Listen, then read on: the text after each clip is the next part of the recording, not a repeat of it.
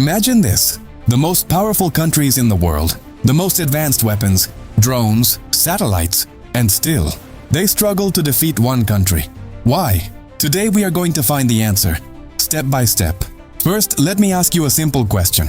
What does it take to win a war? Weapons? Money? Technology? All of them matter.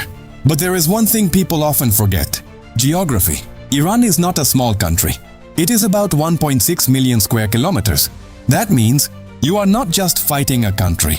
You are fighting distance, terrain, and scale. And that is where the first problem begins.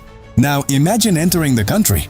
What do you see first? Mountains. The Zagros Mountains and the Alborz Mountains. These are not just mountains. They are natural fortresses, narrow roads, steep slopes, rocky paths. One small mistake, and everything can go wrong.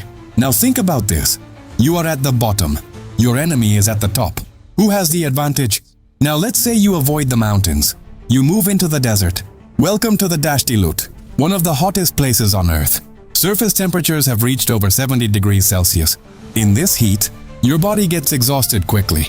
Water runs out. Your strength fades. And then suddenly, a sandstorm hits. Visibility drops to zero. Communication breaks down. Equipment starts failing. A modern army can lose control in minutes. Now here comes the twist. In the same country, you also face extreme cold. In the mountains, temperatures can drop to minus 25 degrees Celsius. Your hands freeze. Holding weapons becomes difficult. So in one battlefield, you are fighting both extreme heat and freezing cold. Now let's talk about history. Iran, once known as Persia, has a history of over 2,500 years. It has been invaded many times. Alexander the Great came. Arab armies came. Mongols came. Many won battles, but none could erase the identity of this land. It was broken and rebuilt again and again. Now look at a modern example. The Iran-Iraq War. It lasted 8 years. Iran had limited resources, faced heavy pressure, but it survived and learned something important. You don't always have to win a war. You just have to endure it. Now let's move to another major factor. The nuclear program. Iran says it is peaceful, but in reality, it has enriched uranium up to 60%. That is not full weapon level, but it is very close, and that uncertainty creates fear. Now imagine the war begins. Missiles are launched, long-range ballistic missiles, capable of striking targets thousands of kilometers away. And the most dangerous part?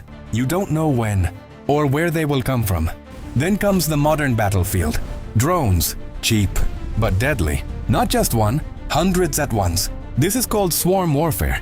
Even advanced defense systems can get overwhelmed. And there is something else. You are not fighting Iran alone.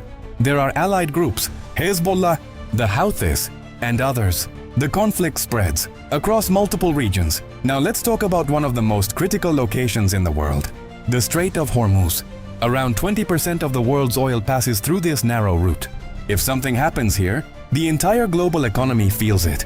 So now the question again, why is Iran so difficult to defeat? Because it is not just about weapons. It is about geography. It is about history. It is about strategy and the ability to endure. Iran is not just a country. It is a system. If you want to explore more stories like this, make sure to subscribe, because the biggest truths in the world are not always visible at first glance.